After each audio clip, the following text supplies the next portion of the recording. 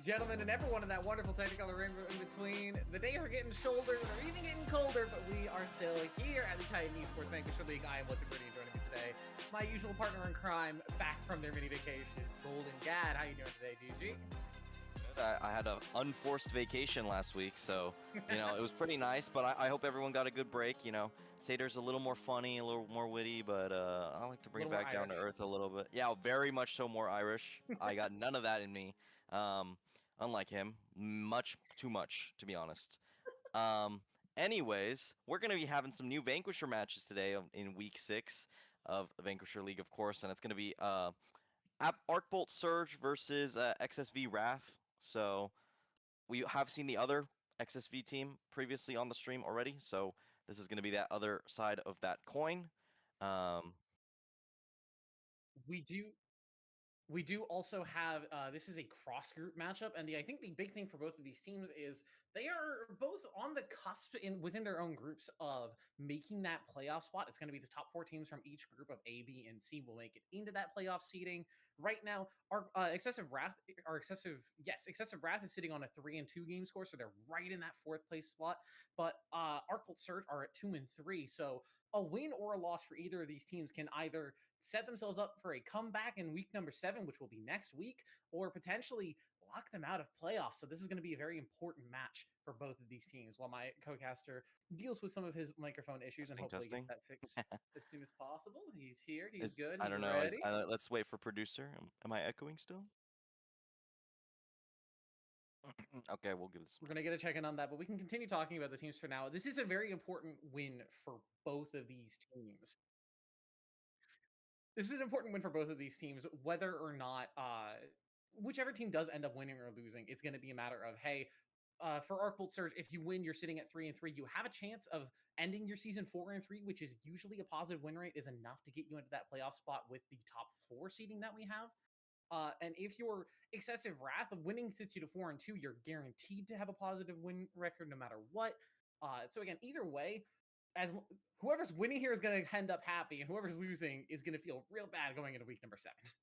Yeah, I mean, in Group B, they're all kind of tied at 2 and 3, so like this is like do or die pretty much. Whereas in Group C, where XSV Wrath is sitting, yes, there's a tie for 4th and 5th, which that is the cutoff for playoffs. But if you lose this week and then kind of flip flop for the next week, it could still end up with a tied record with one other team, and at that point, if they have a head-to-head or not, that really will be the determiner, if anything. But if anything, I think it's a little bit more important Arcbolt Surge wins this, considering how there are 4 teams currently tied at 2 and 3 in that group. So they need to get to their 3-win group. Yeah. It's decided entirely by their game score. The first of those 2 and 3 teams is sitting at 6 and 6, whereas the last is sitting on 4 and 7. So if they're going to win, they really want it to be a 2-0 victory to get themselves closer to inching out that tiebreaker if another one does come through. This is the last week that we're going to be on patch 25.21 as well. We were talking a little bit before about the upcoming patch 25.22. I got to look at the notes. And Gigi, you mentioned it. I have to talk about it. Why are we buffing Skarner? Why are we giving him ridiculous attack damage ratios? Not every jungler needs to build Sundered Sky. We don't need this, right? I mean, it's a satisfying item to build. You don't want a champion that's optimized to go Heartsteel and Sundered Sky in the same game?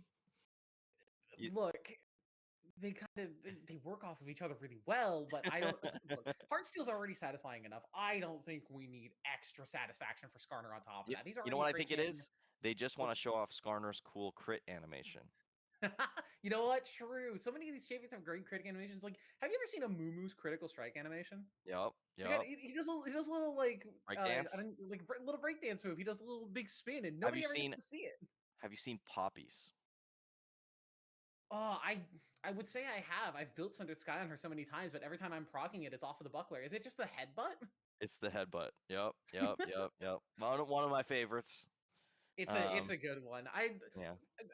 we will talk about patch 25-22 when we get to that week before we talk about the match that comes into week 7, because it, based on the standings right now, and pretty much no matter what group that we're looking at, it's going to be an impactful one. So you will be seeing us. We had a little idea with our producer earlier in the season of like, hey, if week 7 match ends up being, not all that much, maybe we swap roles for a day, but I don't think that's going to end up happening. It seems like all of the matches are going to end up mattering right down to the wire, which is great for the excitement of the league at the very least.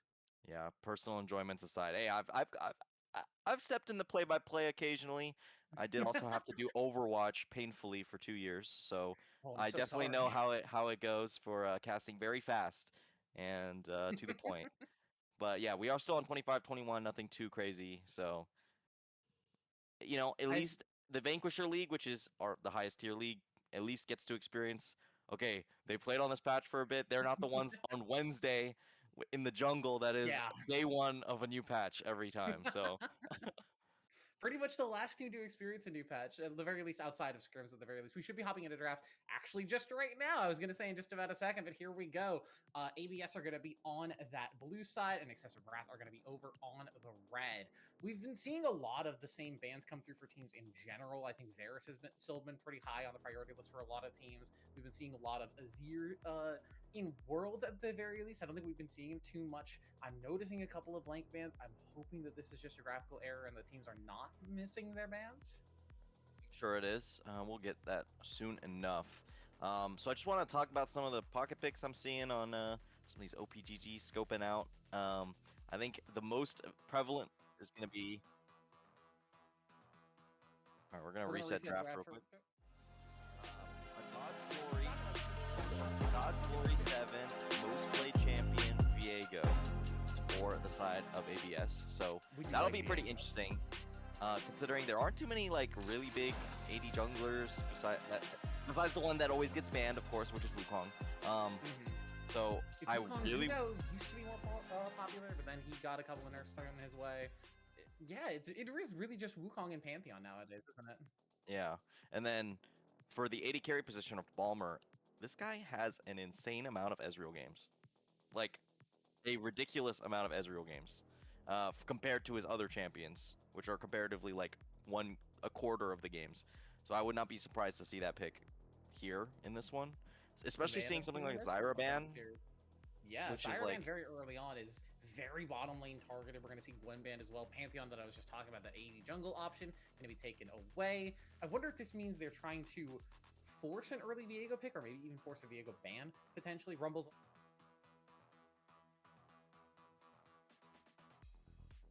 Worlds patches, but anyway, we're not going to be seeing it here tonight. Kai'Sa also going to be banned away. I think Kai'Sa and Zyra both have fairly good matchups versus Ezreal, so this could be spelling, hey, we want to grab Ezreal pretty early on.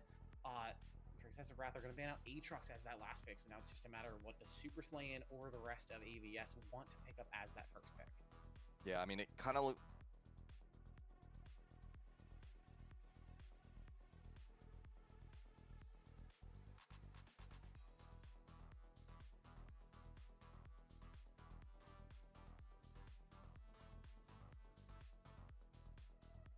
to kind of tear through one target at a time. We're going to see the Jax jungle instead as a response, I assume, since we're not really seeing Jax in the top lane that much. So I really do assume this is going to Jabber for this one. So that's going to be pretty interesting. Very hard scaler. Okay, Ooh, shut me up immediately. I was going to say, Jax is an enjoyer of the Blade of the Ruin King and that Triforce as a 1-2 punch item combo, both of which work very well versus the Scion, getting rid of the shields, eating through that health bar. So it's not too shocking to see that get grabbed. God's Glory is going to grab the Trundle themselves, so they are going to grab that one instead. I like Trundle versus Scion, or Trundle and Scion paired together. It's a really good meatball frontline, especially if you're going to have a particularly immobile hyper carry. You want to have a frontline set up for them. But the Syndra as well, blind pick mid. There's other better options available. I'm a little surprised to see the Syndra be the first option grabbed up, and Wei is a good pick into it, so I'm not too shocked to see that one grabbed into Syndra at the very least. Yeah, that's pretty interesting to see Trundle in that order. Usually you would see it get picked together, so I have a feeling maybe some draft shenanigans. I'm not too sure with how they drafted in Champ Select, but anyways, here we're going to see. What they're going to do is Trundle top, Scion jungle, right? of course. Yeah. We do see Karma, Renata, a lot of support bans here, of course. So yeah, Okay. Karma makes a lot of sense with Ezreal being in the pool, and then Renata getting rid of stuff like Kalista. I mean, we saw a little bit of success with it in Worlds. Not to say it's a Nico's good been pick very still. strong. And Nico probably the premier support that hasn't been banned yet. So, you know, it's There are pretty still a interesting to ton see. of other ones out there. Thresh is available, Blitzcrank as well if you want to have that hook champion, but into the meatballs, I'm not sure you do. Braum is still an option for either of these teams. I think both of them have good options to pick it up in. With Varus locked in for excessive, I think Braum works very well. You could match it with another poke type support, but with Karma and Nico out of the pool, there's not a lot of them left. We're going to see the Ezreal locked in for ABS, like you called. So it's not just a matter of what do they want to pair it with. They can grab the Braum to try and deny it away from excessive, even though Ezreal Braum isn't the greatest 2v2. Or they can opt for Soraka instead in game one here. Okay. That's a spicy pick. It punishes something like Braum initially because if you have a passive laning phase versus Soraka, she just gets to farm you for days. But with someone like Melio, you can end up potentially contesting. This is a spicy draft, I would say, from both teams. I think both of the support picks kind of not what we were expecting. Yeah, I could see Soraka a little bit, you know, with Karma banned out and a lot of the other range supports also banned out. Like, your priority is kind of in a weird spot because you really do want to pick some sort of ranged support there. We have been seeing a lot more Nami in general, but Nami doesn't do extremely well into things like Jarvan, things like Varus. It's kind of scary to be this super immobile, squishy support here. So something like Soraka, which is a little bit more tanky, has a little bit more easy to use disengage. I could see it Pointless being a pretty silence is good pick. really good. The thing Yeah. that I am worried about, I think, is actually this Melio pick from Excessive Wrath. Melio normally does really well into fast, hard engage compositions. You get the kickball to knock people away. You also get to cleanse any of that quick CC. Melio for this game is going to be cleansing the Scatter the Weak from Syndra, maybe the Decimating Smash from Scion, but not a lot else. So it's going to be on Quantum to have a lot of exceptional play on Melio, which is not something you often say about a support player on an enchanter. But the ultimates are going to have to be perfectly timed to get away from to get those cleanses away to keep this Varus safe, especially as Chaos has opted for on hit. As we're onto the Rift here for game number 1 of Excessive Wrath and ABS. We're getting to game 1. I mean, this is going to be pretty interesting. I will say Melio at least does pretty good into Trundle in general, just being able to use that bull and ball to really slow him down, make it very difficult for him to enter for ganks and stuff like that. But besides that, there aren't many dashes you're really denying. You can kind of interrupt super in the top lane whenever he's charging up Q.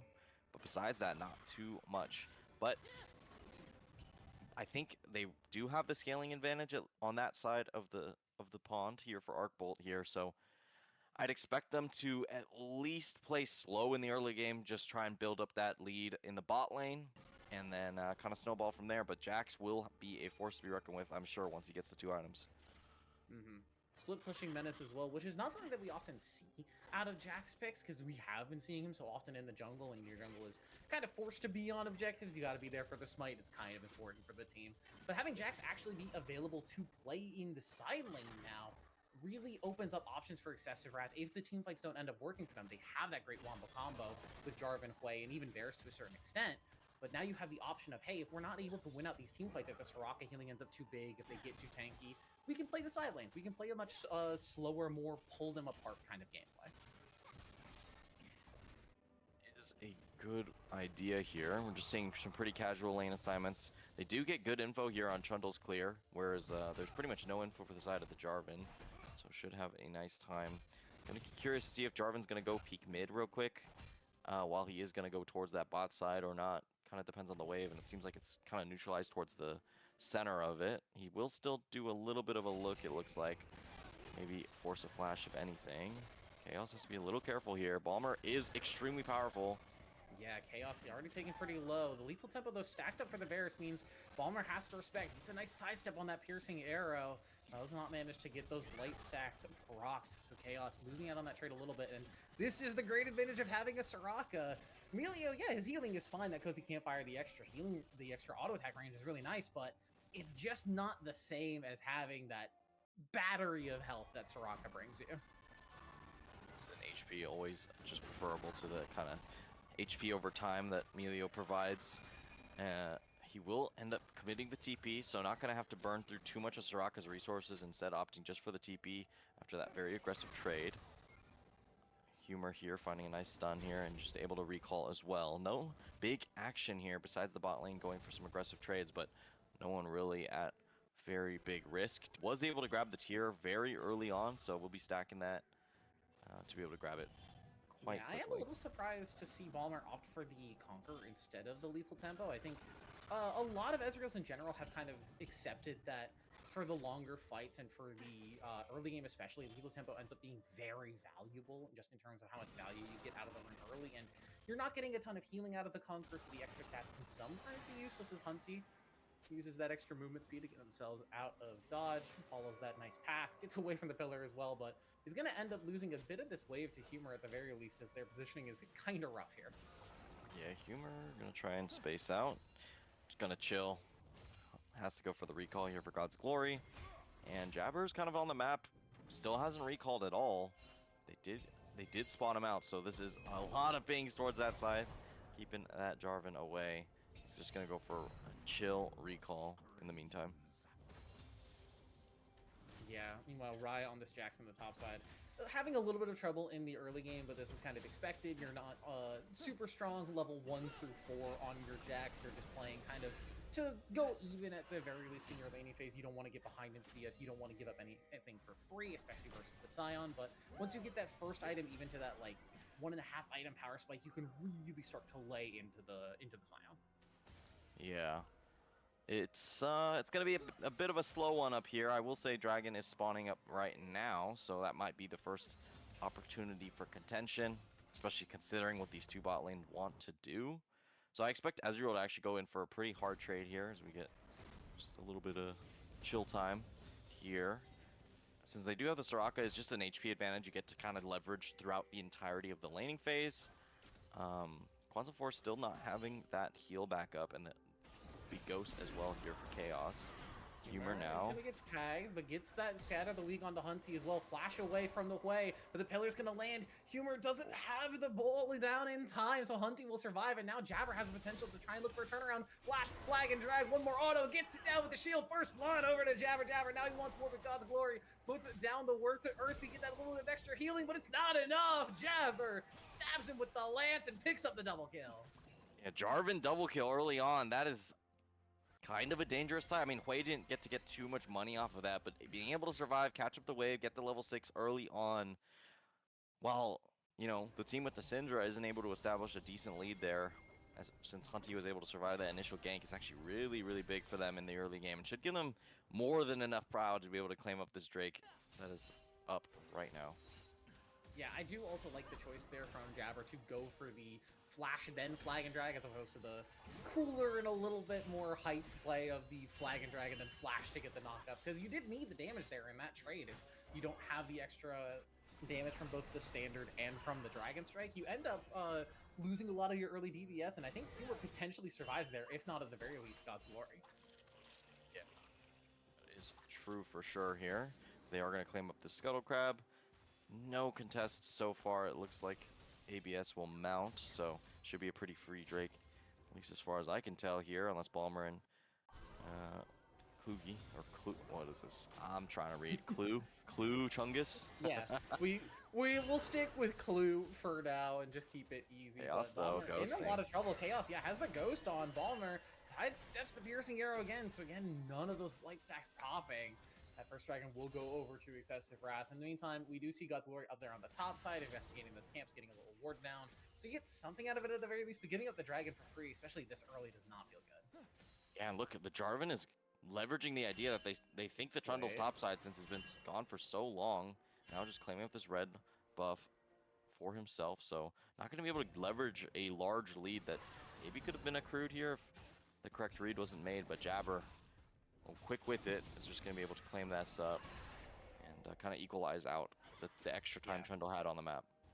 You can also see the wards that Rye has put down on that top side on this Jax, just making sure that they're fully aware of where this Trundle is at all times, especially because the team did call out that they were going to be up there in the top side.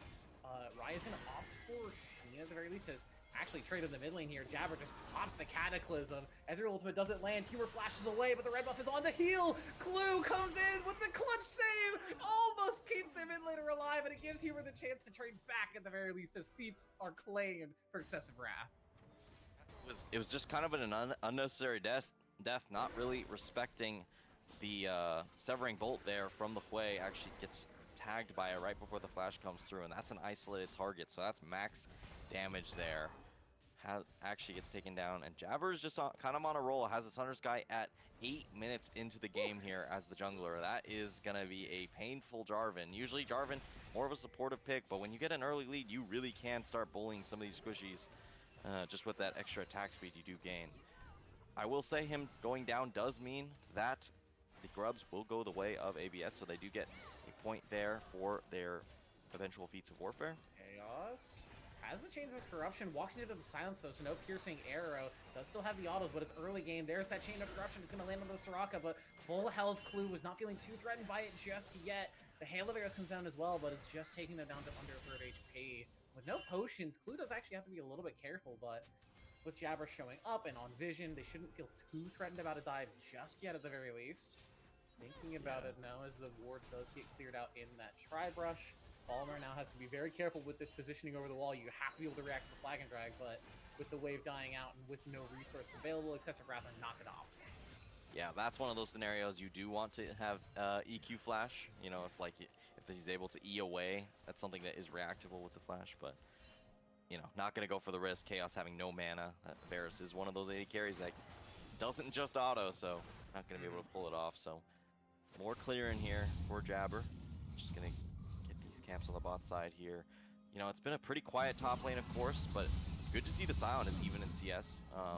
It's not to say it's a hard lane at all for Scion. It's actually quite chill, especially early on. But just making sure that you stay in tow with someone with a auto reset is always very impactful here. Take some damage here. Unstoppable charge is going to get plenty of damage down onto Rai here, actually. Not enough to go for any sort of a kill as it is a tank Scion. We're not seeing the lethality Scion from the days of old, but I'm a little surprised to see Rai opt for the Trinity Force first item. I would have guessed that it would have been Blade of the Rune King just to match the sustain and try and stay in lane a little bit longer versus this Scion. The Triforce is going to let them have better tower damage early on, but how much tower damage are you going to get versus the Scion who's just holding these waves in front of you and is just not letting you walk up to get the hits? I think because... Actually, I'll take that back. It looks like Chaos is going for the on-hit build. So I was going to say, oh, they need something to cut through the Scion and the Trundle, but if they have on-hit Varus, that's definitely one of the champions that can deal with that pick in particular. So I think the Triforce is just a comfort pick. Jax just feels way better when he has Triforce versus when he has any other item. So, you know, yeah, it's not probably not the most optimal, but also can't really go wrong with it on Jax, of course. Yeah, I expect that we'll see Blade of the Rune King eventually on Rai on this Jax, but we'll see how long it takes to get there, as they're going to get away from that decimating smash. And now Super Saiyan might actually be in trouble. Grandmaster's Might, that lethal tempo is stacked, and there's no ultimate available for Super. They may have to end up extending their flash, but a couple of canceled autos and just not enough chase down means that the Scion will manage to walk away. He's just a little too healthy at this point in the game. That's a tanky boy up there, so just going to be able to survive that one. Also on the bot side, XSV's Wrath. Jabber's here. Get rid of a Blue doesn't gank have here. Flash, but Balmer seems to be the target for Jabber. Really hard focusing on that one. They could just engage on the Soraka. There's the knockout. God's Glory is here, but the Spire of Despair is already onto the Soraka, and there she goes. Now Cataclysm down to the God's Glory. He's going to force the Flash out of the Trundle. Balmer forced to Arcane Shift away. Everyone else will escape, but that 1-for-0 means the Ocean Dragon should go into the hands of Excessive Wrath.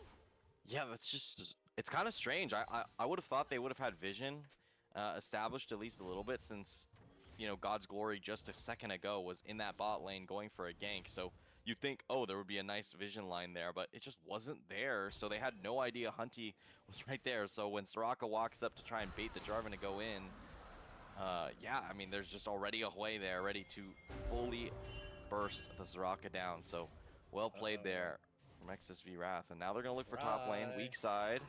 Humor is here. Lands a Scatter the Weak stun. Pillar's in as well, and that's just one dead Jax. Goodbye, Rai. Hello, Humor. Picks up their second kill of the game. Sure, it's under pressure topside, but even with the grubs, it's not going to be too much pressure at this point in the game.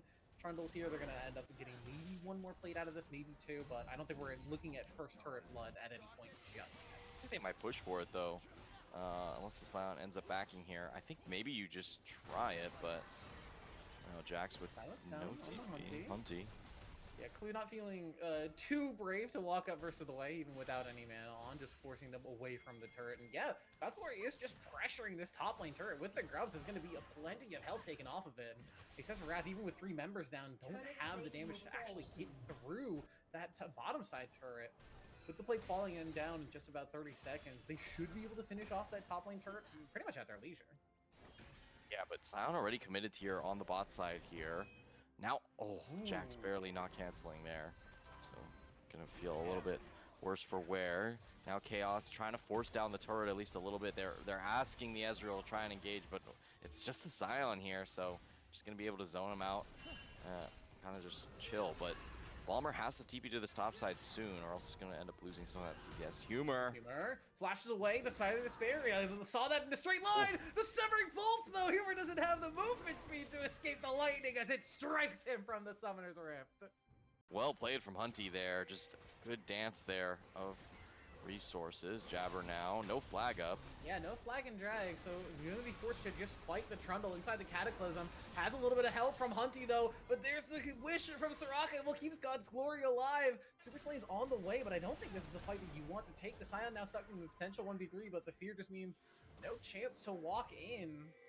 The red buff taken in favor of God's Glory, so it will be given over to Super Slain as well, but messy exchanges. I'm a little surprised to see how scrappy this game has gotten. I think it's just the Jarvan trying to force early since, scaling advantage, Syndra, Scion, Ezreal, these are, even Soraka actually, one of the hardest scaling champs in the game. Definitely want to get down to a very good early lead. Pops the unstoppable onslaught, just barely sidesteps Chaos, gets the heck out of dodge. And yeah, with the Blade of Reeking already finished, this Varus can in fact shred the Scion. Yeah, that was a well played drift out of there now. Until the first turret dies. There it goes. And Super Saiyan is 100% dead here, but at the very least stalled it long enough that the first turret blood goes over to his team. That's going to mean first turret feed goes over to ADS, and now it's just a matter of that third objective for Excessive Wrath, as they're not even going to be able to get that from the Rift Herald, so it will just be the next dragon that should decide. Yeah, next dragon going to be a pretty important one here for the feats of warfare, since they're both pretty much capped out here, so that'll be really the decider for the actual buffs that you get from it. So we'll see how that ends up going. Yeah, the good boots. Yeah, it's interesting. I can't really think of like I don't think, ABS is going to be really that pressure to do anything for quite a while. And yeah, okay, Drake will come up, but if they just find a pick early on with the Syndra, they don't really have to carry too much about that either. So it really is just on Excessive Wrath to find the opening to be able to push it. So yes, they are getting the deep vision here to be able to find a nice play. Hui on the bot side here. Ray does have that TP on the top side, so can always join on this next Drake in a minute. Yeah, God's Glory. Even if they don't, they have to respect how much work the Jax can do in the side lane, just how much pressure he can apply. Because now with that first item completed, the Triforce means that the Super Saiyan is a little bit less comfortable taking trades, as the teams are arguing over a Raptor camp currently, but Jabber now spotted out as Hunty wants to take a trade onto Humor again. Spiral Despair is going to land, unleash power onto Hunty, but it's just not that much damage. There's the wish, the clue flashes over the wall to guarantee the safety of their mid laner. Gets fear, the Archer shot barrage won't finish off Hunty. Dashes in, but nobody's able to pick up the kills. Jabber finds God's Glory as Hunty flashes over the wall, and everybody from Excessive will escape as God's Glory falls. Blue just whiffed the Q point blank, and that really just allows Hunty to survive there. Flashes into the team, gets all the shielding and healing from the Melio, and is able to survive. So they're not even get a nice prize there out of Humor, barely surviving the full combo there. A little bit unfortunate, and that does mean the Drake here will go to Excessive Wrath, guaranteed. So they will be able to grab up those feats of warfare and take that mid lane turret as payment. Yeah, they're also getting to Soul Point here, as the first two dragons did go over to Excessive, given their bottom lane's ability to control this laning phase. We questioned the Melio in draft, but it's been working out very well. Quantum and Chaos have been putting on a clinic in this bottom lane, just making sure that Balmer and Fuji are not really able to do anything in this particular laning phase. I'm not sure if it, there definitely were some misplays as far as like how aggressive to play the lane in certain moments, but at the end of the day, their enemy jungler is stronger. It is hard to really try and push the envelope constantly when you're in that kind of scenario, and I can understand kind of playing more passive just because you have the scaling advantage, but at this point the game is in a pretty hard state since it's not just that they're down, it's only like 2.5k, it's not the craziest, but it's like what items are they hitting earlier is the real kind of worry point, because Balmer hasn't even bought a single component of the Murmana besides the actual tier itself, so definitely gonna feel a little bit poor for any upcoming fights that do end up happening, but does have a bit of a lull period before anything crazy comes up. There will be Otacon at 20, so could potentially do it on spawn, but yeah, it's kind of Otacon scary. on the bottom side as well, I think is a really big deal for Excessive. The fact that their bottom lanes have traded so much more than this top side means that when this Dragon Soul spawns up in about 3 minutes time, and when that Otacon spawns up in about a minute, they can kind of chain those together and potentially force ADS into a really bad situation. Maybe they can just force ADS to overextend onto this bottom side and potentially leave Rai on that Jax to just kind of hang out in top lane and have fun against turrets as Jabber gonna walk into the pillar as Flag and Drag in from Jabber actually just wants to make a fight happen, but everybody else walks away, so no fight will be made as Humor should be able to maneuver their way out of this one. Scatter the Weak lands on the Hunty now, who's the one in trouble. Unleash power, but it's the shutdown Balmer with the True Shot Barrage. Finally, the Spirit gets plenty of value out of the backline, and Chaos now untouched, getting some damage down. Jax TP's into the fight. God's Glory is forced to escape on a sliver of HP, but the Piercing Arrow will smite him from afar. A nice knock-up from Super Slave, but the rest of the team is already down. Jax will now chase him down. Rai wants to finish up that last kill. Another dismaying smash, but it's just stalling for Super Slay, and even trying to use the Honey Fruit to get some extra value out of it. Scatter of the Week is going to land onto Chaos. A little bit of damage there, but with just Humor alive, it should be a free Otacon over to Excessive Wrath. Yeah, they find the great pick here on Hunty, but the Chains of Corruption, I don't know if you saw, it was spread to all 4 other members of ABS, so it really was a bit of a disaster fight-wise, and with the Soraka having no flash, that is why Jabber initially made that engage. Oh, we could just burst the Soraka here, it's pretty chill.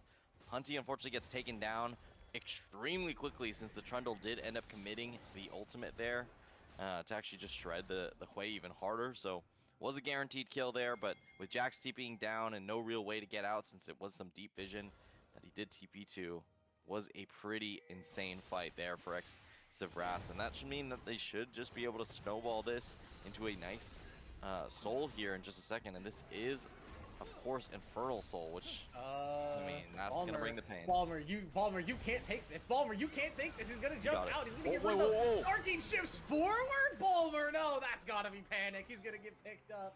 It won't end up mattering too much as he did end up getting the turn for his team, but that's just, oh, that hurts to look at.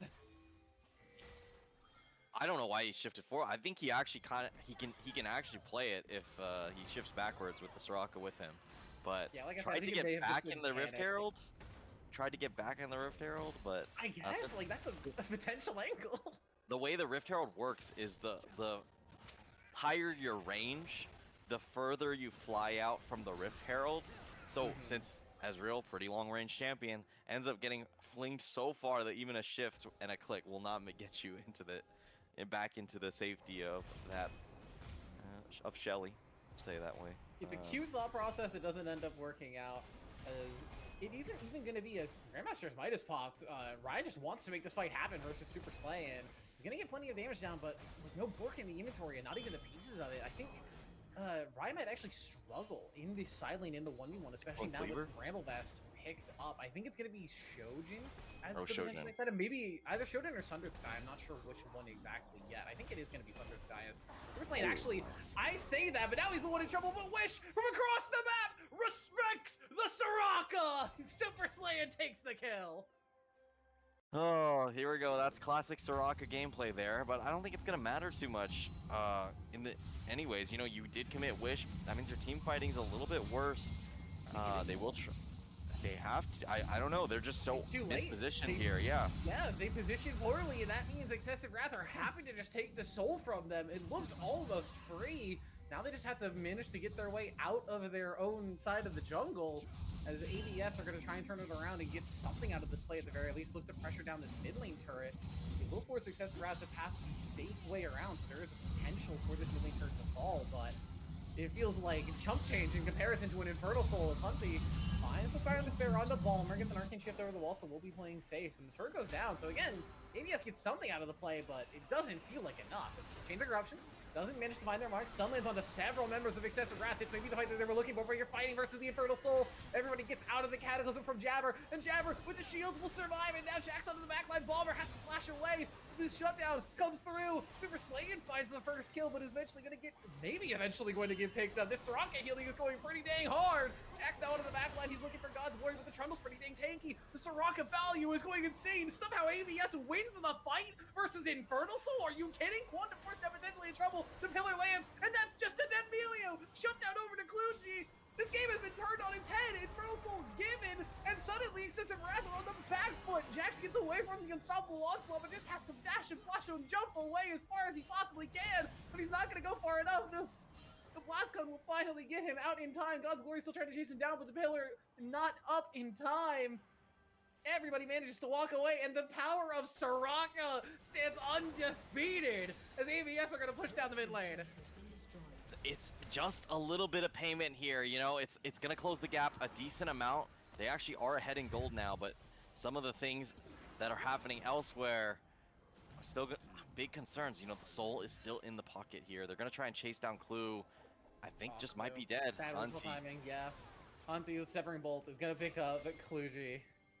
Now with the Baron spawning in 5 seconds, actually, Clue is not going to be up for this, not able to have the wish even once they respawn. I think this might just be a Baron given over to Excessive Wrath. Yeah, it's a good fight, but yeah, this is what I meant. Like, a bunch of stuff is still given up on the map just for that play. I think they had to just commit to recalling as soon as they won that fight to be able to reset for the Baron. But, you know, when you got the headlights in your eyes, you know, it's hard not to just keep going forward. So they will get punished for that trait in particular. Now it's a weird spot. I thought that fight was actually way better for ABS. I thought they would have just 5-0 wiped them as soon as that first engage happened, but some heroics by Jabber to stall out the fight and then still survive for a very long time really made it so there's a possibility that Excessive Wrath could play it out. And okay, long game, yes, the Soraka was able to actually kind of buck that trend, but it was still definitely, I think, a pretty dominant fight for ABS. If they could repeat that, maybe we could have a real game. A dominant fight for ABS after just giving up Infernal Soul feels like a shred of hope for them in this game. I was calling them down and out. I'm like, you get a mid lane turret back, but you give up Infernal Soul, that's not really worth it. But they just proved me wrong instantaneously by saying, oh, Infernal Soul's not that great. We're just going to fight into it with our Soraka and win the fight anyway. Granted, with Clue getting picked after the fact and then the Baron going over, it ends up being a lot worse for ABS, but it still gives them a chance. If they can stall out this Baron buff, they can get themselves into position to actually be competitive in this game, which you're looking at Infernal Soul, a 2-item Jax, the 2.5-item Huey, who's been popping off this game, the untouched Varus 4-0 and 3. It doesn't feel like they should have an ability to get back into this spot. Yeah, Excessive Wrath, I think they just need to avoid playing sloppy. They really gave that one over. Humor so cooked. It's a nice scatter of the week, but the rest of the team, the Avengers, are coming through, and it's just going to be the kill over to Hunty. I like the idea of the play with God's Glory there, but as soon as 2 or 3 members show up, you're not taking that fight. Yeah, just gets taken down. They will be able to grab up another turret here on the bot side. Jax able to, I'm not sure actually, if he killed the top lane turret. I think he did. Yes, he did. So that's their 5th turret there now as well. So Chaos actually just kind of being a menace with the Chains of Corruption. You know, when Varus has this up, it is such a dangerous engage tool, and it's hard for me to imagine how you even contest this. The wave clear on the side of ABS is so poor, they have to look for a fight in some way, but their opener is what? Syndra stun? But with Syndra, no Syndra, this is pretty dire. Dragon Drag, and they're looking for Super Slaying. Chains of Corruption expended. They're just going to look to burst down the Scion, but it's very tanky. They're just keeping them distracted, though, as Ryan, in the meantime, in the mid lane on this Jax is just pushing away. He doesn't need a dang Blade of the Ruin King. He's got his Sundered Sky. He's got his Trinity Force, and he is happily smacking away at these turrets. Bottom lane turret is going to fall, and I think this is the real crux of the issue for this ABS comp. You mentioned it, the lack of go button engage. Unstoppable Onslaught is going to be used. Gets a nice two-man knockup. This may be the engage they were looking for, but there's a great cleanse by Quantum Force, and will keep the rest of the team safe. Allow them to flash and get the heck out of dodge. In the meantime, top lane turret is going down. The Blade of the Ruin King, not Blade of the Ruin King, the Jackson in side lane. I've been talking about Bork too much. Gets the job done, and the rest of Excessive Wrath will scuttle away with their Baron buffs intact. That was pretty much as good of an engage as you can get, but you see there the interaction with both Emilio and Hui into Scion and Trundle is very difficult to actually find, you know, the abilities that matter. Trundle just requires you to walk up to the opponent, very dry. Meanwhile, Scion has to charge up that Q to actually get the follow-up stun, which would have definitely locked them down long enough to actually be able to probably get a kill there or two.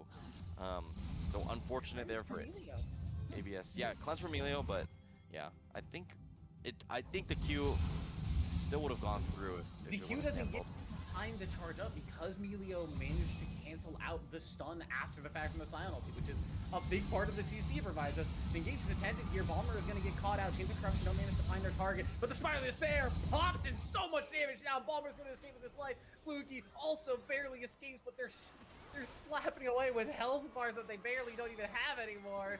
Jabber tries to get an engage onto Hunter, onto Humor. Forced to just walk away, sidesteps that Severing Bolt, but now they have to try and contest this Elder Dragon. Nice Vision of Despair there, and there's the Severing Bolt hunting on a killing spree. The 1-2 punch from this way is too much for Humor. What was Humor supposed to try, or how is God's Glory supposed to try and steal this? I think this is just guaranteed gone unless some Ezreal ult shenanigans, but no, it doesn't have it up, so we'll just be going over the way to Excessive Wrath. 2 inhibs down on 2 opposite sides of the map, and oh no, Clue getting caught as well. This is lights out here. Clue. That should just be the game. Elder and Infernal in the inventory. Baron should not even be needed. The wave clear gone with Humor still down for 15 more seconds. The wave in the bottom lane staring down the members of ABS. It's just a matter of how quickly and how cleanly can Excessive Wrath finish it out at this point. Oh my god, that Varus. Oh no, oh my god, if Balmer gets hit by that, he's just insta-dead. Yeah, so. that could have just been a dead Ezreal.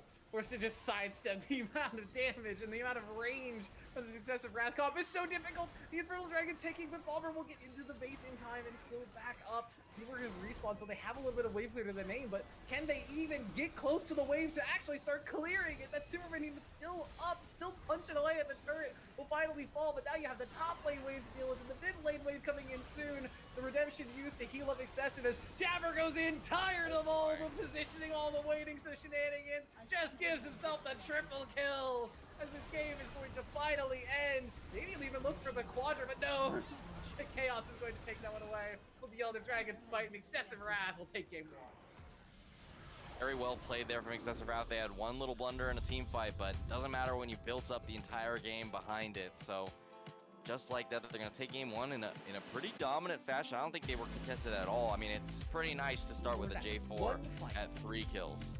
Yeah, they had that one fight that looked really good for them when Soraka finally got to be Soraka and play the game, but after that point, and even before that point, it honestly just felt like Excessive Wrath just kind of had it in their hands the whole time. No, we mentioned no real engage point for ABS to get into the game and actually get themselves back from a middling to losing position. And yeah, you have Scion who's scaling. Yeah, you have the Syndra who scales up fairly well. Yeah, you have the Ezreal and the Soraka who scale well enough at the very least. 2 item, 3 item Ezreals can be very dangerous, but when you're playing that scaling composition, you need something that keeps you in the early game. And when you're looking at Jarvan, when you're looking at the Varus, when you're even looking at the Hui, who Hunty popped off in this game, mind you, it's just so difficult to give yourself a position to be in the game.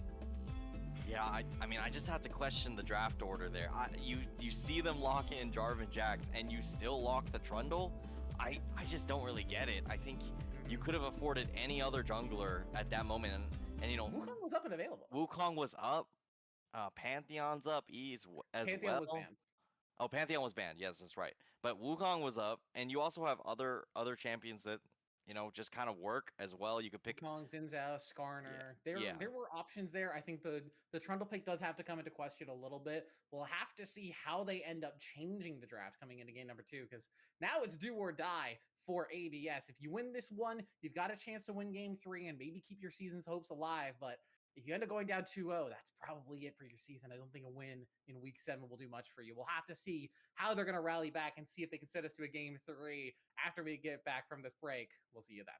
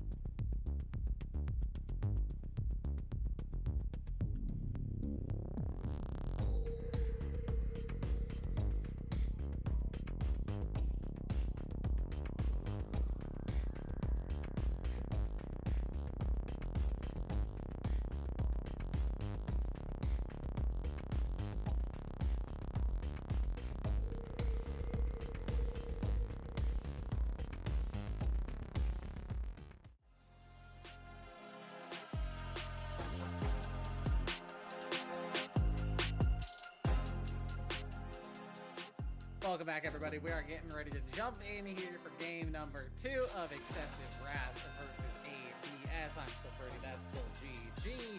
Before we get into the draft, though, we have a little game that we like to play here in the Vanquisher League. Our producer gives us 3 champions every week, and we have to decide kiss, marry, or kill.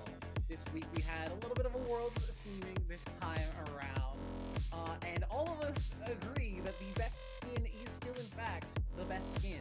IG Kaisa, 4 out of 4. I'm not shocked. Definitely do agree with that. Honestly, makes a lot of sense. Kaisa in that skin just looks great. Can't complain at all. What I will input into this trio here is the RX Ash is based off of a Genshin. Wait, no, Honkai Impact One of third those, character. one of those Hoyover's. I think Honkai Impact. No, it's Impact third. Well, I guess now this character is now in Honkai Star Rail in the upcoming version that comes out or came out today. Wow, I know the lore. But yes, so that is Barrel's waifu. So I would feel weird. Marrying, Yeah, plus Ash and Laura is already married. It gets a little too many complicated. marriages going on. Like, can't squeeze me in. No way. I will say I feel bad for killing Aphelios, but I couldn't choose to kill Kaisa because our observer would kill him. So sorry, Aphelios, it had to be you. Yeah, Aphelios. I mean, do I just want? I don't know. The sister would be breathing down my neck. I don't know if I feel comfortable. So, well, she's got to go. In the pre-production chat, there was a long discussion about what exactly would be up with Aphelios and his sister, and what you would be seeing there in general. So you'd be direct competition with Elune for sure. Not the. Hopefully not in a romantic sense. I mean, I don't know. Let's not get into all that. Oh goodness. Anyway, pretty clear across the board that everybody decides Kaisa's the best, Ash is probably second best, and Aphelios, unfortunately, twink of the group, didn't get much love this time. Oh, that's the best AD carry player, though. I mean, well, one of these isn't even an AD carry. Exactly. Best AD carry player, and Jackie Love is Jackie Love, you know? Like, ooh. I did see a recent report that Jackie Love is having some hearing loss issues, and he may not even be playing next year, so hopefully swift recovery for him from all of us here at the Titan Esports League. You know, I don't think Jackie Love watches a lot of Titan Esports, but, you know, if you do, hi Jackie Love, we hope the best for you. Yeah. Safe travels. Back home after you got eliminated from Worlds. That well, I mean, it was from one city in China to another city. Well, actually, yeah. So I think they didn't even have to swim home. Yeah, no swimming, just maybe drive, maybe a flight. Who knows? It is a big country, of course. Speaking of, I mean, while we're here talking about Telecom War esports, Finals? the Telecom War Finals out of nowhere. KT roster. I'm not here to say that I predicted it, but my knockout stage pick'ems are perfect currently. It was disgusting. I cannot believe you did that. I believed in the KT dream. I knew that Chovy would choke out of semifinals like he does every year. KT was going to take it. And now it's just a matter of, did I curse KT enough by predicting them to win? Yeah, I mean, I think KT has a good chance. T1 has not looked the best. They were just against a really terrible top esports in the last round.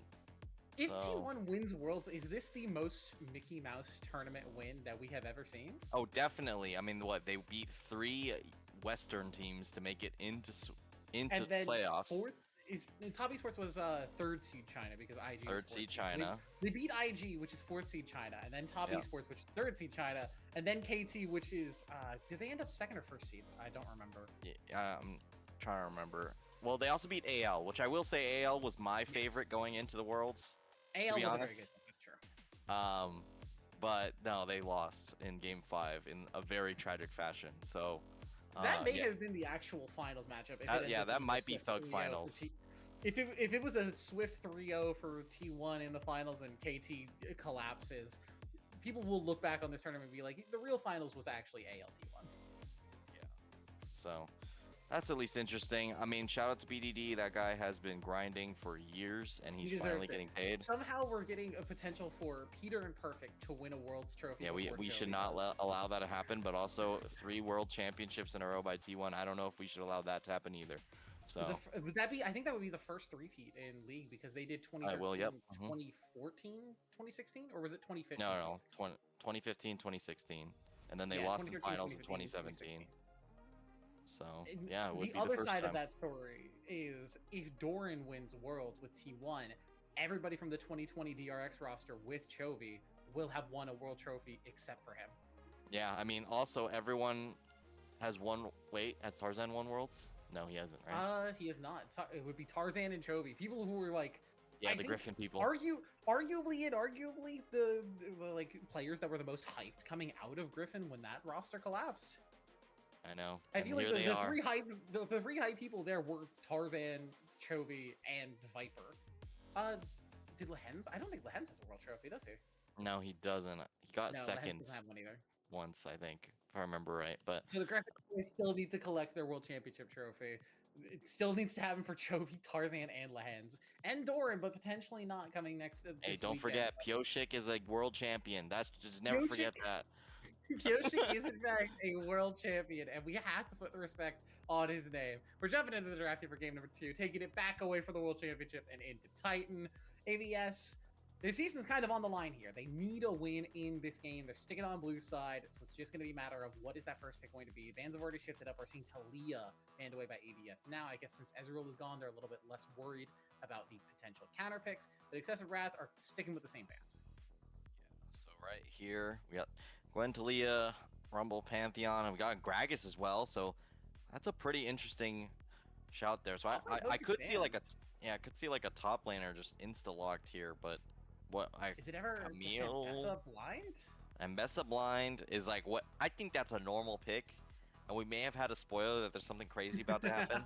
So I'm not gonna say Something that you wouldn't Mbessa. expect as a first pick. I think Mbessa blind first pick would be unexpected, so that is going to be the first one locked in for AVS. Normally, you see Mbessa as like a counter pick into some of the greedier picks, like the Scion that we saw from last game that ended up being picked versus the Jax. Now it's just a matter of Excessive. What do they want to grab? As Yunara has been kind of left alone a lot of the time in Vanquisher. We haven't been able to see her too much, and now we'll finally get a chance to see her here. Yeah, she's like really high ban rate in Worlds, so you know, haven't really seen this champion too much. And we're gonna get Mel also, so some new champions. All 3 of these champions are extremely new. It's the release date diff. It just happens to the best of us.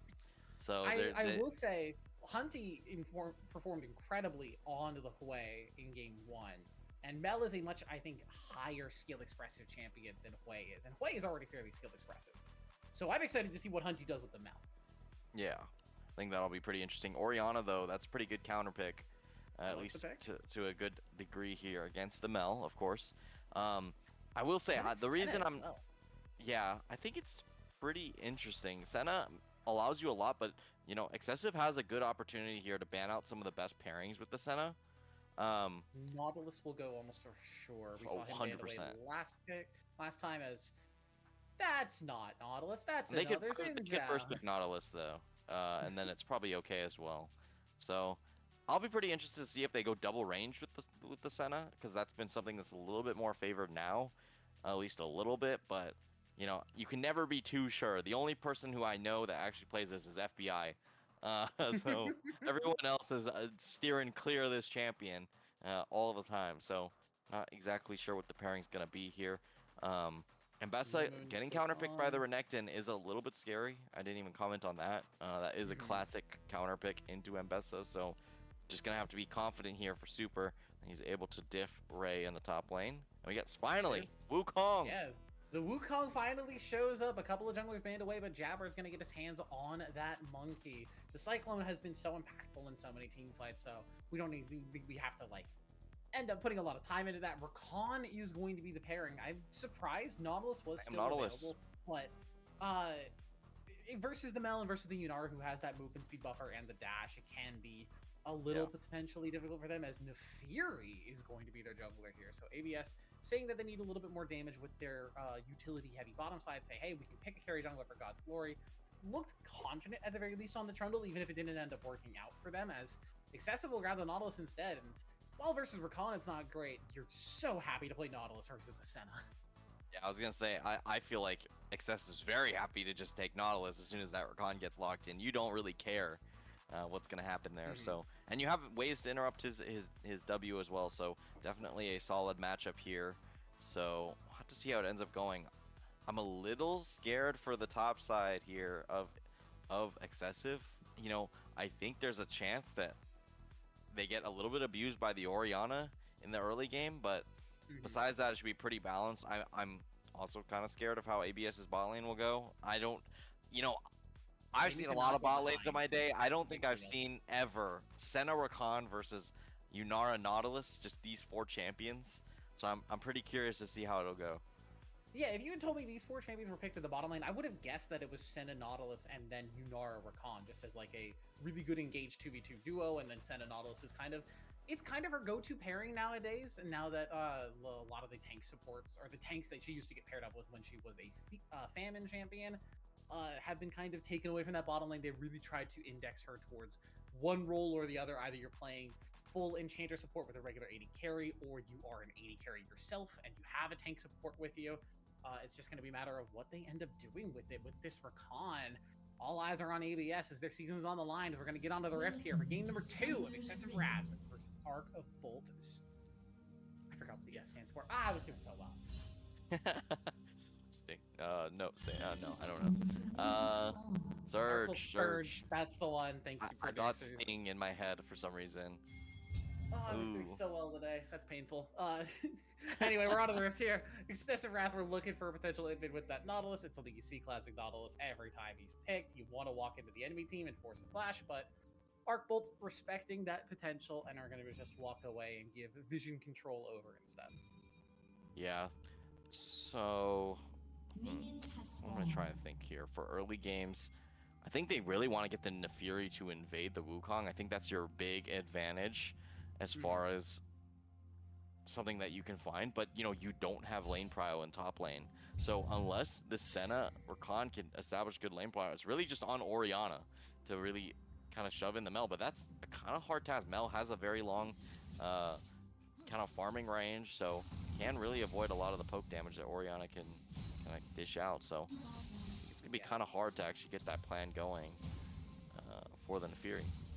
The execute on the minions as well helps her push in that a little bit better, but until she has some real items in her inventory, it does get a little difficult for her to actually apply a ton of pressure in terms of wave clear, and Orianna does have that slight range advantage early on, I would at very least say, as the ball is pretty good. You can't end up reflecting it, but this is the matchup I think I'm worried about the most. Balmer and Kluji are going to have to be on their A game here, because if this level 2 comes up and Excessive have the lead, they're going to be in trouble. As level 1 still going to look for the hook, as Kluji does a nice 2-man knockup in the response, and I think that's a winning play for Arcbolt. That's great for them.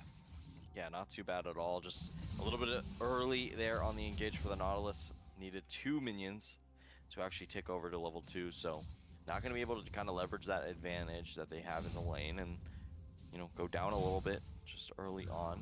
Super getting a nice push in on the Renekton. This is kind of what you want to see. Renekton, you kind of want to avoid giving him push at all early on. You just want to keep him under turret so he can't commit to a W without losing some minions. So yeah, pretty well played here. Super. Yeah, we did see Rai have I would say a good enough performance on the Jax at the very least. Kind of struggled early versus the Sion, but Jax versus Sion, you're not expected to be hard winning early in the game. I'm excited to see what they can do with this Renekton, as they are a top laner that people tend to talk about here and there and say like, hey, this is a person who's pretty good. Not almost like the Keen test in LCK in days of old, where Keen was not seen as the greatest top laner in the whole league, but was still very good. So always had that great laning phase, and you would say, hey, if a top laner wants to succeed in the LCK, can they pass the Keen test? Can they play a laning phase versus Keen and at the very least not lose? Riot feels like in a similar spot here, as we've got an engage on the bottom side. ABS looks for it first, but now the response from Jabber as the Wukong is here. Balmer gets the red buff procced onto them, but I'm not sure Excessive Wrath have the damage to finish everybody off. The sustain too good from ABS, and they will manage to take a 2-for-2 Summoner Trade and stay alive on the bottom side. one minion away from level 3. I think if the level 3 takes over, that is just immediately a double kill there for the side of Excessive. So just slightly mismanaging their timing. Clue barely dodging out, getting cheeky for some vision there. Almost gets punished, able to dash across the wall, so gonna be able to stay alive. Wukong now just farming up the scuttle. So should be one scuttle apiece for both of these junglers here. Fury is up to a little bit of a CS lead though, so did get one extra camp in the meantime while Wukong skipped the boo buff to be able to execute on that bot lane. Oh, that's mean. Oh, Engage. Cluji. Classic. Beautiful.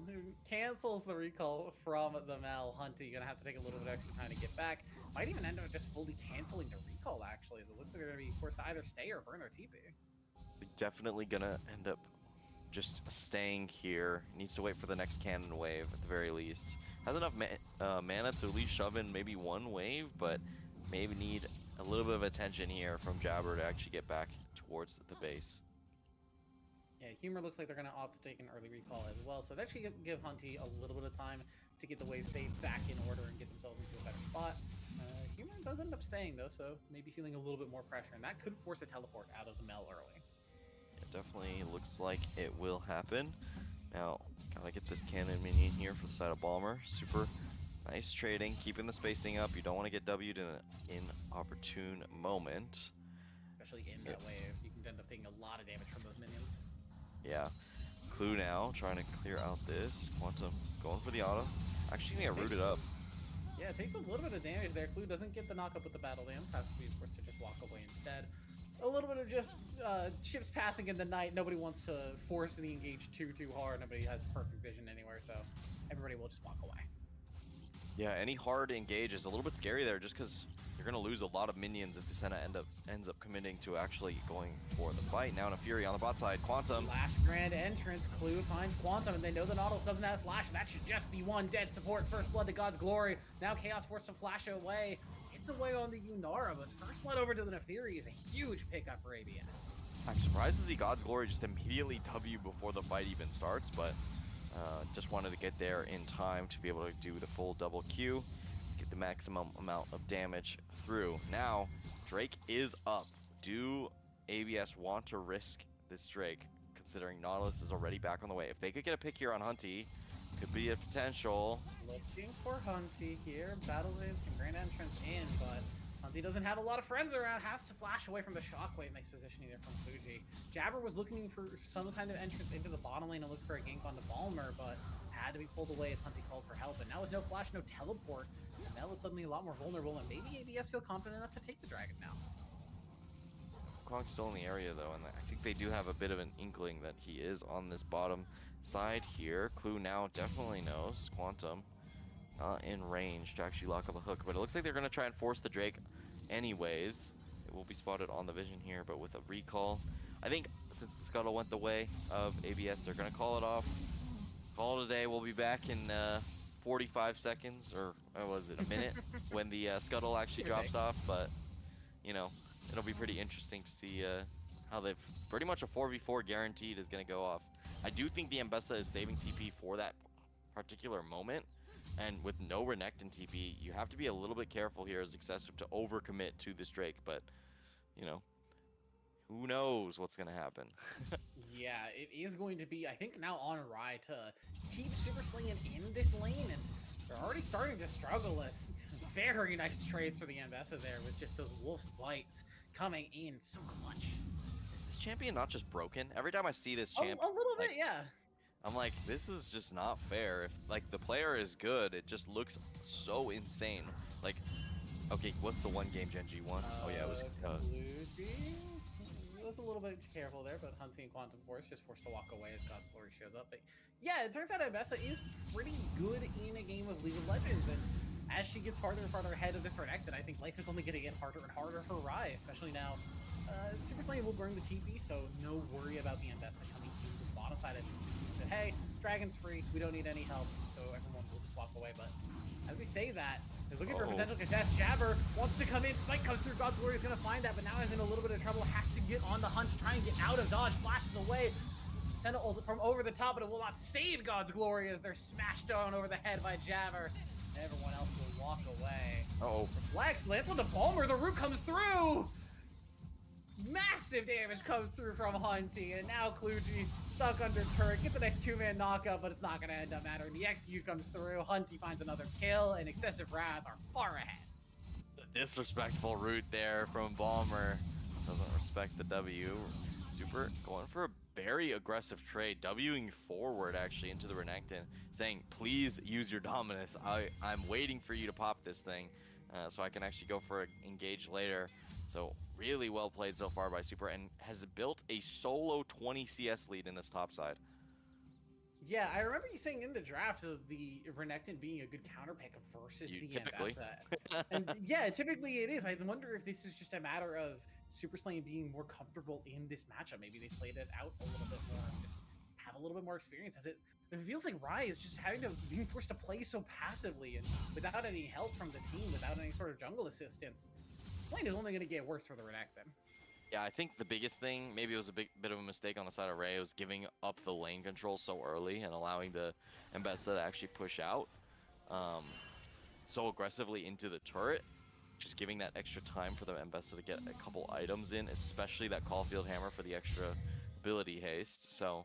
All right, you have to be really careful. Public execution comes in. Super Saiyan wants to find the kill. Renekton has to slice in the dice, though will manage to escape. Flashes away. Flash not expended. Flash expended now by Rai, manages to escape, and life is rough as Humor in the wrong neighborhood is going to get Flash rooted by Quantum Force, and this should just be one dead Orianna.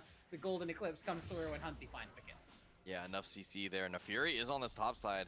That is going to be scary. If Renekton walks a little too far forward, will get spotted out. Did place a nice ward here, so should have an idea of the weak side role he is playing. Now, Clue barely able to get out, but this is a dangerous position for the Senna. Spotted, has the Cyclone, pops it very early. Still has that second charge ready and waiting to go. Quantum's going to pop that depth charge and knockup lands on the Bomber, but TP instantly in from Humor. No shockwave available, but they might just be able to find the trade anyway. Jabber trying to come through, manages to pick up Clue. They'll find the kill, but it's a nice 2-man route from Hunty. Dawning Shadow does not find the value. Hunty goes on a rampage, and now Humor stuck under turret. Hunty wants to find a little bit more. Pop, pop, pop. One more auto for the execute. A double kill for the Mel. Yeah, Hunty looking good on this Mel so far. 5-0, 500 gold in their pocket as well, just following the TP from Humor. And this is the weakness of Senna. Getting dove it's really, really difficult to actually outplay anything in those scenarios. So it's just a little bit rough here. I think a good idea here by Excessive to really target them down, because I mean, look at the top side. Of course, Eclipse already completed for Super, so it's only going to get harder from here on that bot side. Nice vision here. This was something that I had a critique of for Arcbolt in the last game, was Clue wasn't getting very much good deep vision. Maybe playing a little bit too scared on the Soraka, or Quantum's just doing a good job matching throughout that entire game. But Quantum was just always a leg up as far as being able to get the deep vision that gives them the good information to be able to take the positionings that they did take in the last game. Yeah, and Clue has been playing a little bit more aggressively, and I think Rakan allows you to do that. You have all that extra mobility. You can play a little bit more aggressive when finding that vision, but Excessive Wrath have done so well taking advantage of the vision that they have, as Clue and Bomber are going to get spotted out here as Quantum Force lands that ward. Everyone else is going to force to walk away. This Jabber really wants this red buff. May need to end up smiting it, as Humor's just going to pick it up instead. Smite was not available for the Wukong, so steal denied, but the buff still denied from God's Glory. This game is slipping away from Arcbolt, little by little. They are slowly losing it. I think a big fight will happen in the next 30 seconds here for this Drake. I think if they need to get Ambessa out of this top lane. I think so as well, but it's kind of hard unless you go commit for a dive. But if you commit for a dive, you're definitely giving up the Drake here. God's Glory trying to valiantly defend this turret, but maybe you should just make the call to give it up. Preserve your HP bar here. Quantum Force, Hex Flash was over the wall, but yeah, that turret's just gone. First Dragon did go over to ABS, so they're not forced to try and fight for the second Dragon, but God's Glory dashes forward, has to flash away from Jabber, gets plenty of damage down, but Hunty on the back line just putting pressure down with that root. All in from Ambessa. The public execution onto the back line. Kluji is the first to go, though. And Super Saiyan, as strong as you are, you'll pick up one, but the Ignite will not tick enough. Super Saiyan will survive. God's Glory will die on the other side of the fight as Chaos is going to chase down Bomber. Takes a Senna back to the Lantern. As Renekton comes in, Rai forces the flash out of Super Saiyan. And the strong point of Ambessa for Excessive Wrath, just not enough for them to win the fight. Too much of a kind of barrier to actually get over, so Excessive Wrath looking good. They should be able to translate this immediately into a Drake as well, unless Humor has something to say about it. But with Yunara up and Bomber still walking out of base right now, it should be pretty free for the side of Excessive, and that'll get rid of maybe the only potential win condition Arcbolt had in stacking Drakes here. So this is gonna get a little bit dicey here unless they can find a nice combo with this Orianna Rakan, but yeah, I don't know if they have the damage. Senna always just so low damage, and with the Fury not off the ground already, I don't know if there's a good chance. I've seen an Orianna and Rakan come back before, and Humor even is wearing the guy's skin, so it's possible. 10,000 gold is not insurmountable, and they're only down 3,000 right now, so the game is still very much in Arcbolt Surge's hands. They still have a chance here. Definitely a chance, but it's more, I find it less likely that they make a comeback in this one than the last one, so we'll have to see how it ends up actually breaking down fully. Fury has to find a lot of openings, and they just haven't been leveraging the side lane strength that they have before right now, so I just don't see it in their future, but they could always surprise me. Now just looking to defend vision here. The wards are traded 1-for-1, and it's just so hard for Arcbolt to actually walk up and defend any of the vision that they do have in any of their wars, because when you're staring down Nautilus and Wukong as potential engage options, who's there to tank the hook? Who's there to stop it from just decimating your entire squad? Is God's Glory. It's a little bite into Chaos, but now he's in a bit of trouble. Has to use that Follow the Hunt to get out. Wants to get back in, though. Flips forward, dashes into the backline. A nice knockup from Jabber. Shockwave only manages to find Quantum, but it might be the target that they need. Kluji on the backline gets the two-man knockup off of that grand entrance with the charm effect as well. Rise fought the Dominus, forced a dash back over the wall. Excessive Wrath actually forced away from this Herald. A lot of resources used defensively there. There's a potential. God's Glory wants to chase down Hunty, but I just don't think this is the target. You just turn to the Herald here. Should be able to grab up the Herald here, so some nice positioning there. Maybe a little bit of overconfidence there from Excessive is going to result in them giving up this Rift Herald. So the cracks are starting to show, but they are trying to force down this mid-lane turret, and they should be more than happy with taking that down, opening up the map for this Nautilus and this Wukong to do the thing that they've been wanting to do all game, and opening up some new pathways to help out that Renekton on the top side.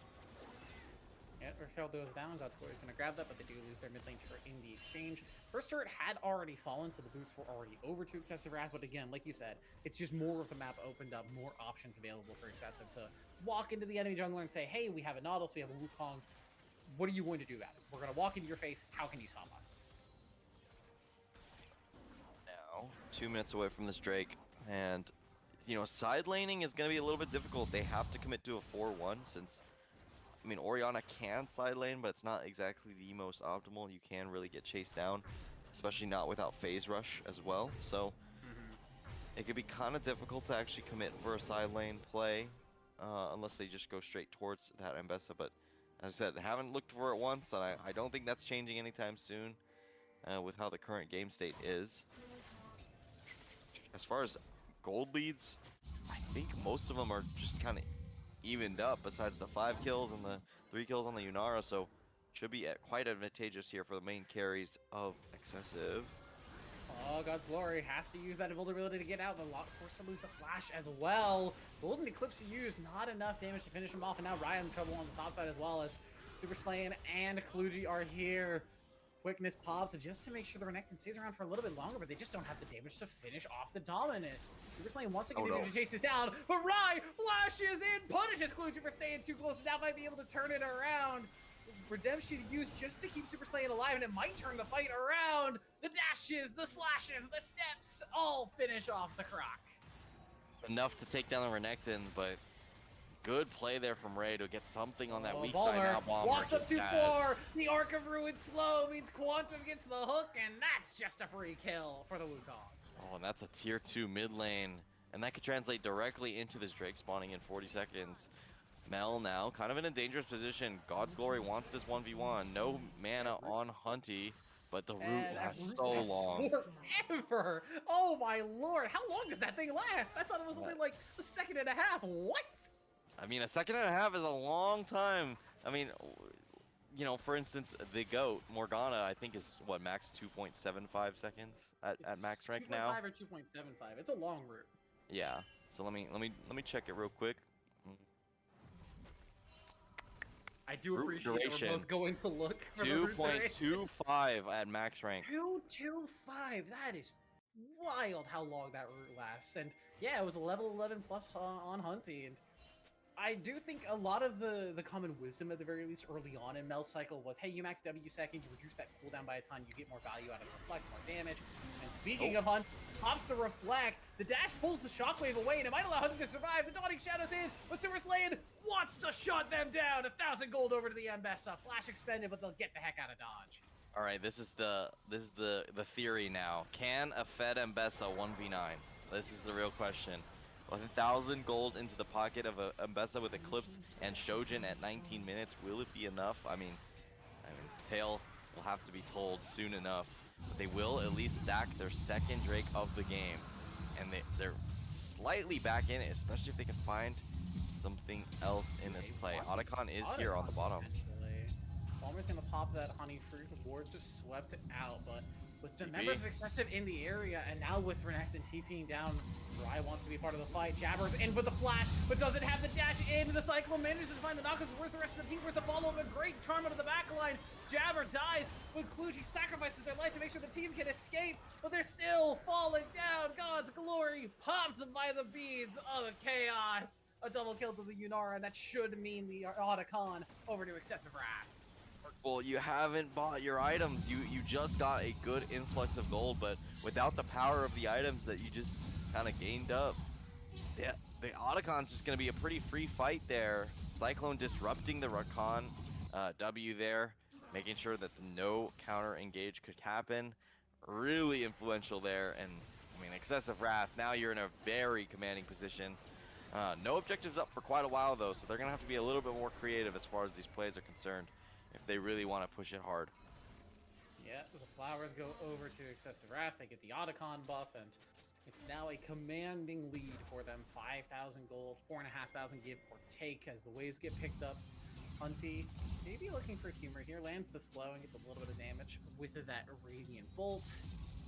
Life just gets more and more difficult for ABS, and I feel like I was saying the same thing last game right before that big fight happened where Soraka managed to turn it around for them. So we'll see if something like that can happen for them again, but it's not as easy this time around. You don't have that free sustain button. Yeah, and you have a Nautilus you have to engage into, a Wukong you have to engage into, and Mel who can kind of disrupt engages. So, oh, it's just not as easy as the last game. So, you know, this one I think they're gonna have to get pretty creative. This is why I think it really does come down to the best performance, dealing with that Krug. Oh. Public Execution gets onto Chaos. Quantum Force lands the hook. The CC's there. They should just be able to find Super Saiyan. There goes the kill over to Jabber. Now looking for potential pick onto Hunty, who I say was overextended, but was under their own tier 1 turret. Do they have enough to chase it down? Shockwave just barely finds them, and God's Glory will find the kill. Yeah, well played there. A little bit early there on the W from the Mel, so it didn't actually nullify the damage from the ultimate. Balmer now barely dodging away, able to survive, but you will lose that top lane turret, and that's more gold into the pocket of Excessive Wrath before this Baron in 2 minutes. So it's just getting much more scary. You know, we might see a 3-item Yunara on Baron spawn here, and that's just terrifying. That's pretty good. The Kraken Slayer first item into that Infinity Edge already means the Yunara is pretty strong once they finish up that, what I'm assuming is going to be Phantom Dancer third item, when Balmer on the Senna is just trying to finish their second item. Has that BS sword in inventory, maybe looking for an Infinity Edge of their own. Life is just rough for the ADS members here. Yeah, Soul is, you know, the Soul stacking is strong, but trust me, it is not as strong as a extra item as well. Kluji, I don't think you're allowed to be here. Dash in from Jabber, doesn't have the Cyclone just yet, so they can't chase down the Rakan. Humor waiting in the wings, but spotted on Vision, so Excessive will not overextend. Look at this into Vision that fight. line. Oh, it's so disgusting. Yeah, this is Well, great use of Vision from Excessive Wrath. Look at the minimap and see how many wards are in this area as Barret is spawning in just about a minute, and they're even coming in to clear out the Vision as well. This is just great stuff. yeah, this is definitely a pretty dominant look here. Now Nefiri wants to find something on the bot lane here. Renekton, Ray, can you outplay a 1v2 again? Gonna Has to flash over the wall? Gets it's done. over the big wall, does not pull a Dyrus, does not face plant into the wall, so we'll survive at the I very think least. Doran's also failed to flash over that wall before, so you know. I equate Doran flashing on a top laner with that river wall that he did before the map update. When I think it was Medic who was like, Doran. Or Doran dying to Krug. Sorry, I didn't mean to The like Krug trigger Lord, our Krug Lord, of course. Yeah, I don't want to trigger bad Doran. You know, Doran fans exist. I'm sorry. Yeah, of course they do. Doran, look, he's no Lord Morgan, of course, but he's pretty good. Yeah, he's not Morgan. He's not Dundun. You know, it's still not pretty good though. Dundun. Yeah. No, that's still the goated combo. Okay, now this is in a lot of trouble. The Golden Eclipse comes down, and there goes the Rakan. Oh, this is well, this is your life now. Rakan dead. No one good engage here. Quantum looking for it. Gonna get grabbed on that. Into the turret. I don't think the spot that they actually wanted to grab, but it's so hard for ADS to get an engage in. Dawning Shadow's in. They're gonna look for something. Shockwave doesn't find too many members, and now God's Glory is stuck on the backline as Chaos is not gonna go dominating. They'll find one, but it's just one that they'll find as Jabber falls, and the rest of the team marches on. A double kill over to Hunty, and Humor forced on the run as the rest of the team is lying dead on the gray screen. This is their last opportunity here for Arcbolt. They have just 2 members to stall out, and then it'll be the Baron as well. I don't think they can end here. 30 seconds on the most important members, so they're just going to call it off. It's too risky at this point. They're going to go for the Drake, get their second of the game. And the game goes on, but it's feeling pretty over. 8k gold up here for Excessive Wrath. It doesn't feel like there's a lot of comeback mechanics here for AVS. I thought that was pretty good. Or else their season's over. I thought that was a pretty decent engage, but the thing is the Cyclone was still, you know, not used at all. And on top of that, you have a Cyclone into a Mel route, which we now know does 2.25 seconds if you don't have any tenacity, and that Mbessa could not move. And I think that was the main kind of driving force for how they ended up losing that fight. Just nice CC stacking there onto the Mbessa. We haven't seen the big wombo combo. We haven't seen a ball delivery really work out. As Humor walking up way too far forward, hooked right into the Mel route. Shockwave finds one, but Humor will fall. Nice knock up onto the back line. Is just gonna find 3, but the charm can only do so much as you stare into the face of your own demise. Chaos finds 2, is looking for a 3rd with one more Arc of Ruin, but Rai wants to take part. 25 to 9, 10,000 gold of Excessive Wrath are going to slay the dreams of AVS of making it to the playoffs, and will set themselves up to have a pretty nice playoff run themselves as they get a win here in week number 6. Yeah, Excessive Wrath, well played to them. They're going to maintain their 4th place position with this win for sure, with a 2-0 stomp here. I'd call it a stomp for sure. I mean, there was only dominant 15 victories. kills total for the side of Arcbolt, where it's almost 40 for the side of Excessive Wrath at the very end. So just by those numbers alone should tell the story of the series. Very aggressive, very you know, fight heavy as well. A lot of engages as we're seeing a compensatory victory screen here. Sorry, Arcbolt Surge, farewell. Most likely, I'm not sure if it's mathematically there for them, but I think with a 2-4 score line and with a 5-9 game score, I don't think they have a chance of making it to the playoffs game 3 unless the whole table flips, the top side ends up, all of the teams above them end up losing, and the team below them ends up winning. I don't foresee that happening, but at the very least, for Excessive Wrath, you get a confidence win coming into week number 7. You end up at 4-2, which I think pushes you into, at the very least, 3rd place, if not potentially 2nd. No, it will be 3rd guaranteed, because Leap City Inspire, even if they lose, will actually not have a better game score than you. So they have a chance of getting into 2nd if Leap City Inspire loses 2-0 this week. Yeah, I mean, their best chance is, since there are cross-group matches, everyone else who's also 2-3 also loses this week. Yeah, I think there is a That's potential for them to still make playoffs, but the chances are no longer really in their hands as they yeah. lose this week. They still have one more match to play out next week, so the dream is alive. It's just on its last legs. Yeah, that is definitely a dream for sure. Let me do some research here. Okay, hold up. Yeah, Okay, we will also say Elysium at, lost. That's good okay, for them. that's a Wait, start. XS. I don't think they've played yet. And There are still some then games that are ongoing. This was a very quick match, and we got into it fairly quickly. So there's still a possibility that matches yeah, are ongoing, especially if they end up being 3 game series. So keep your eyes on the sheet that's available in the top esports, Titan esports, other TES Discord. Make sure to keep your eyes on that to see if their playoff dreams are still going to be alive. But other than that, it was just, I feel like there's not even that much to say about the games. The drafts were solid from Excessive Wrath. The gameplay was solid. They had really impressive use of vision, of map movements, of rotations. They had a couple of weak spots here and there, but that felt more like hiccups on their road to victory in the series. and XSV Wrath's roster, like these are familiar names. You've seen them Hmm. around in Vanquisher for a long time. Ray, you know, Chaos, Quantum Force, Jabber. I've seen all these names, you know, for quite a while. So I'm not too surprised to see them performing in this one. But it begs to differ. How did they end up 3-2 kind of thing? So coming back up the There's some ladder. there are some strong teams in Group C. I think this just goes to show the level of competition that we have in Titan this split and how exciting the playoffs are going to be once we get to that. But we've got one more week of the regular season to Yep, play one after more. this. So with that, I want to thank you all so much for joining us tonight. I've been Brady. That's been GG, Golden, Gad, our producer and observer, Loki, and Golden, making sure things run as smoothly as possible on the back end. Again, we appreciate you all for being here, and we'll see you next week for more Titan Esports Vanquisher action as the regular season comes to an end. Have a good night.